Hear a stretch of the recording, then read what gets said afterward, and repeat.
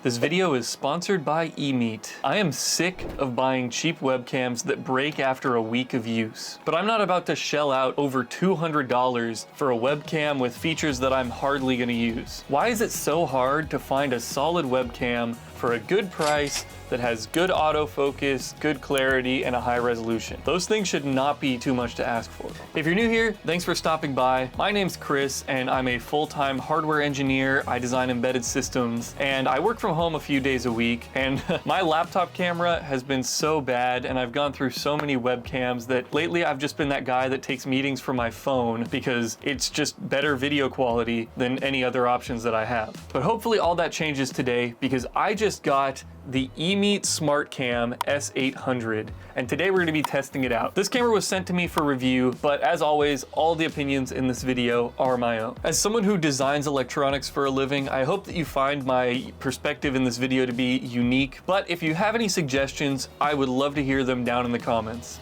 Now, according to Emeet, this camera has one of the largest sensors of any webcam in its price range. It also has support for 4K video, dual noise canceling microphones, and a super fast AI autofocus. Now, I am of course going to be testing all of those claims in this video, and I will even be comparing it to some of the other cameras that I have, so you can get a better idea of what this thing is actually capable of. Let's crack this thing open and see what's inside. Now, this falls under what I would consider to be the mid-budget price range, and you can usually find it on Amazon for between $120 and $130. You can check the current price with my links down in the description, and if you want to support the channel for free, you can subscribe while you're down there. Now, at this price, I don't expect any fancy packaging or anything, and it looks like we get the camera, a USB-C cable, and then the instruction manual.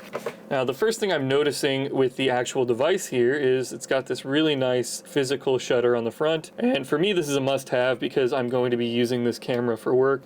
Also, it's kind of heavy, feels really solid in the hands, and I'm guessing most of that weight is from this massive heat sink here. Now, shooting in 4K, you're moving a ton of data, so the components get very hot. As far as I could tell from the specs, this thing doesn't have any active cooling, but I will be listening for a fan. It feels like this entire outer case is made of metal, so it probably dissipates the heat very well on its own. Yeah, overall, really solid build. Posable front, you can rotate it. Yeah, nothing to complain about here. So I thought it would be fun to dive into the hardware a little bit before we really look at what this thing actually is capable of. On their website, they say they are using a Sony half-inch image sensor along with HDR and an AI face autofocus. Now, I couldn't find a sensor that matched these specs exactly, but I did find this 1/2.51 inch 50 million pixel image sensor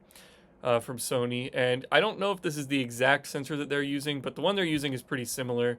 This one does have all pixel autofocus and HDR support, so this is definitely something I'm going to want to test out on this webcam, is these low light shots. As you can see, the lighting in here isn't great. This camera does a good job, but this is a $2,000 camera versus a $100 webcam, so I expect there to be some difference there, and it should have absolutely no problem doing native 4K without any sort of upscaling. So that is good to see. Now, the sensor is cool, but actually getting all of that data off of the camera and onto your computer is a lot harder than you may think. If we look at a 4K video, there are 8.3 million pixels in just one frame of 4K, and each pixel has a red, green, and blue color channel, and you're looking at about 8 bits per color channel for full true color. And this camera does support HDR, but we aren't going to worry too much about that because it only supports it at 1080p. So if we look at 4K, we have 8.3 million pixels, 8 bits for red, 8 bits for green, 8 bits for blue. That's 24 total bits per pixel. Gives us almost 200 million bits for one single frame. Now, if we're running it at 30 frames per second, then here we can get almost 6 gigabit per second to do native 4K at 30 frames per second. That is a ton of data to move very quickly. Now here's where things get a little interesting. This almost 6 gigabit per second value that we need to move that much data, we're using USB 3.0. And USB 3.0 has a limit of 5 gigabits per second. So automatically we're going to have to do some sort of compression. Now this Infineon FX3 is a USB controller. All right, here it looks like this. All right, it's just a little controller that has a ball grid array, and you put that on your circuit board. I'm guessing that's what this camera is using. I'm not positive on that, but I've used this before. And here they even give it an application example where you have your image sensor, you have some sort of image processing FPGA or system on a chip, and then you send that to the Easy USB FX3, and that automatically handles the USB 3 connection. I say automatic very liberally. It is very not automatic, depending on how you're doing it from the engineering side. But all this to say that the fastest I've ever been able to get a connection using this chip in particular is closer to 4 gigabits per second.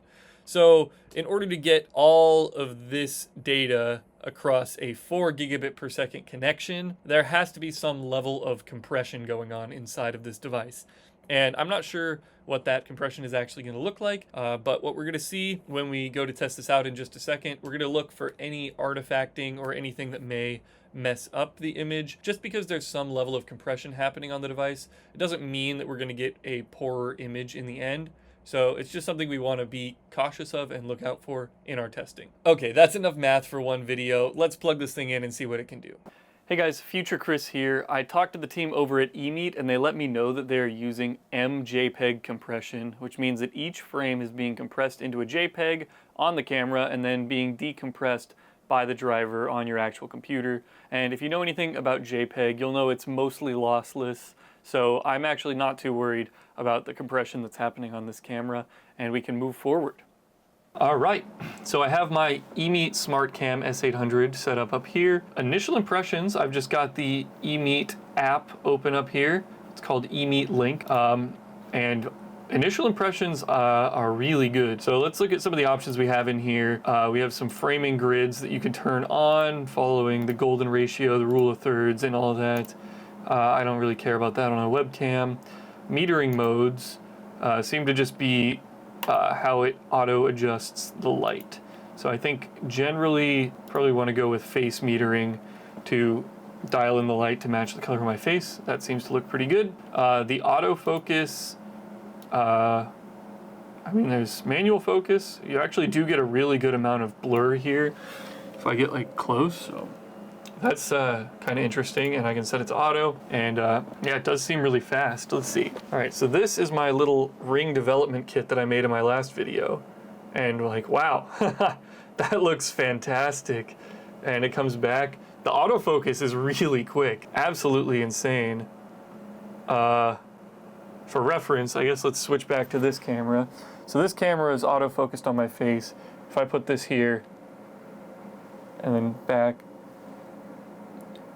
this is pretty slow, not so great autofocus. I mean, the lighting isn't great either. I don't have a lot of lights on in here. I have a lot of backlighting, but not a lot of face light. It's literally just my monitors lighting my face right here. That is quick autofocus. And the detail, like the 4K resolution, really pays off. Actually though, it's not even in 4K right now, because if we scroll down here, HDR, oh, I have HDR turned off. Okay, so this is 4K. If I turn on HDR, HDR only works at 24 frames per second. I'm gonna double check that. It does support 4K with HDR. So yeah, this is 4K HDR at 24 frames per second, and I guess 1080p HDR at 30 frames per second. Very cool. There's some automatic video modes. I have it in custom, but I'll just click through these so you can see standard. Portrait makes everything look kind of blue for me. Object looks really grainy. Vivid, everything looks kind of saturated. Not a big fan of that. And bright. Yeah, wow, my background back here is so dark. Yeah, so I like this custom, you know, I've kind of dialed everything in to look best for my lighting, but we do have HDR, which should help with some of the color contrast. You know, we have a hotspot here on the oscilloscope, hotspots on these LEDs, and then, yeah, so let's see if HDR, yeah, I mean, you still have the hotspots. The colors have kind of toned down. Actually, it does seem, maybe it is a bit more grainy. It's kind of interesting. And then, yeah, darker in the back here. You do get a lot more dark colors with HDR. Obviously, your brightest peaks are still going to look white like they do on this LED strip. So to me, these colors feel more accurate. One thing that I am noticing though is I don't actually know how to change the camera from 4K to 1080p. And so I think it's just on its default setting, probably defaulting to 4K 30 here. Kind of interesting though, like I feel like this looks really good. This looks less good. Maybe I just need to play around with some of these settings a bit. Just turning that on and off actually seems to have helped a bit, but there's a ton of settings that we can change in here. Lots to play around with in here. And oh, the zoom, I didn't even talk about the zoom. As far as I can tell, I'm pretty sure this is just digital zoom, like it's just cropping the frame. I don't think there's any optical zoom happening here, which is a little disappointing, but I mean, it's a webcam. Like, I don't expect it to have a zoom lens. And when you're dealing with 4K, one of the nice things about a 4K webcam is that you can actually crop it without any like loss of image quality. One of the things that I was really researching when I was trying to decide what kind of webcam I wanted for this setup is like, what is the purpose of getting a 4K webcam? Because if you're streaming, usually you have this cropped image, and like even if you have a 4K monitor here, the 4K monitor, usually your face cam is just gonna be like up in the corner or something. If you're streaming, for video calls and video conferences, all of the images get compressed and they look terrible on Microsoft Teams or Google Meet or whatever you're using for that, Zoom. There's really no advantage to having a 4K webcam unless you're recording in native 4K, and you can do that of course with this OBS software. Obviously I'm not just recording the face cam. I will in a bit. I'm going to show you guys what just the raw face cam footage looks like, but right now I'm recording the whole screen so you can see this UI and how to change all the settings and whatnot. But there is a really cool software that I like to use called Nvidia Broadcast. So this is Nvidia Broadcast. It's completely free. I do think there is a requirement that you have to have an Nvidia GPU to use this, but I think this is absolutely fantastic when combined with the Emeet Smart Cam. You can have pretty finite control here of 4K 30 FPS or 1080p 60, which is interesting to me because I couldn't actually find that option in Emeet's own software. So I guess whatever you're recording in, you have to control natively in there. So here we're in 4K. All the settings that I set in Emeet's software have carried over here, so the image looks great. But what I can do is, because I'm not super zoomed in, the camera has a very wide focus angle, so I can add in a very light background blur here, which gives it a bit of a higher camera quality effect, and I have it set to quality. The other cool thing about filming in 4K is that I can do an auto frame, and that just crops it a little bit, but if I move around in the frame now, it kind of follows me. So that's kind of fun. And you don't lose any quality here because you're outputting 1080p, but you're recording in 4K. So the camera's gonna do its best to follow me around. So I really like using this software combined with Emeet's own software, but this is completely optional, and as I mentioned, this only really works if you have an Nvidia GPU in your PC. So not everyone will be able to take advantage of this, but I wanted to show it because I think this really makes the setup look extremely professional. And if you don't like auto frame, you know, there are other effects. One of the weirdest ones is eye contact. This one's wild. I have to change the resolution to 1080p. no matter where I'm looking at the camera, which is very surreal. You can kind of see my eyes cut away when I get too far, but I'm not actually looking at the camera right now. It's using AI to make it look like I'm looking at the camera. But I think this is a fun piece of software to combine with this webcam. It worked with previous webcams that I've had, but the image quality was so bad that like this actually does look professional, and I'm really happy with it. So this is what I've actually been using in my meetings for the past couple of weeks. So this is just what the raw output in 1080p looks like, and honestly it looks pretty good. No HDR here. If I put something up on my monitor here, it'll light up my face a bit better. Yeah, I'm actually really happy with how this looks, especially when compared to every other webcam I've used. I could actually see myself using this every day, and actually I have been using it for about 2 weeks now to attend meetings and record picture-in-picture videos, stuff like that. So yeah, really happy with how easy it is to use and how it looks. As I mentioned before, combining it with Nvidia Broadcast takes it up a level, but for this video here, I'm just showing you the raw camera output, and I'll do another one with HDR turned on so you can see the difference. And this is with HDR on. I don't know about you, but I am seeing a ton of grain here. I think part of it is that compression that I was talking about earlier, where you can't send all of that data in 4K over. It says it's trying to do 4K at 24 frames per second in HDR, but we're getting just a ton of compression. So let's see if I can bump this down to custom resolution, and it is a bit better, I think, but I'm still just getting graininess. So if you're really looking for a webcam that has really good HDR, I don't think this is it. But for 120 bucks, like, you saw how good it looked without the HDR.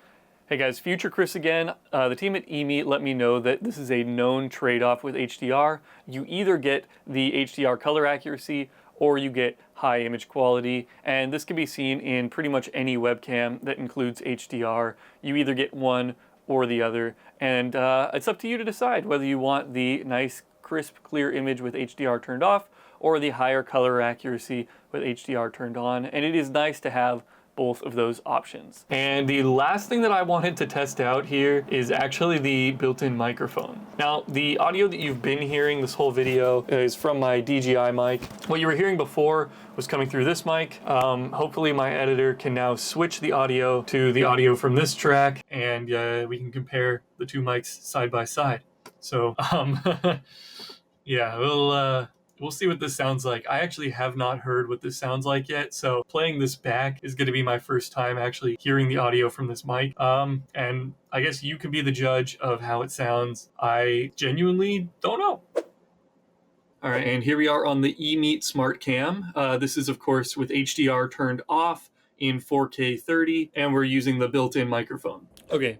Recording on the MacBook now, and I guess we're just gonna see how this looks like and sounds like. I probably should have thought of something to say on all of these, but we're just gonna run through them real quick. And finally, this is my front-facing iPhone cam. Just for reference, this is an iPhone 13 Pro Max, and we're using the built-in audio for this as well. Keep in mind, this is a $1,000 phone. That was a $1,000 laptop, and this is a $2,000 camera compared to a $120 webcam, so just keep that in mind with these comparisons. And with that, I think it's time to bring a close to this video. So my final thoughts are I'm actually really impressed with the quality of this camera. I think it's a really good value for the price. The audio quality is certainly acceptable. If I was going to be doing this professionally for streaming, I would probably still want to use an external mic, but for video calls and meetings like I'm doing, it is perfect for that use case. I was a little disappointed by the graininess of the HDR, but I could be doing something wrong with my setup, and I'm definitely going to check out some other reviews to see if other people have had this same issue or if it's just something that I'm seeing on my end. But with that said, huge thank you to Emeet for sponsoring this video and sending over this camera for review. You can check out the links down in the description if you want to get one for yourself or just see what the price is, and be sure to like, comment, and subscribe so you don't miss out on anything new from me. And I'll see you guys in the next one.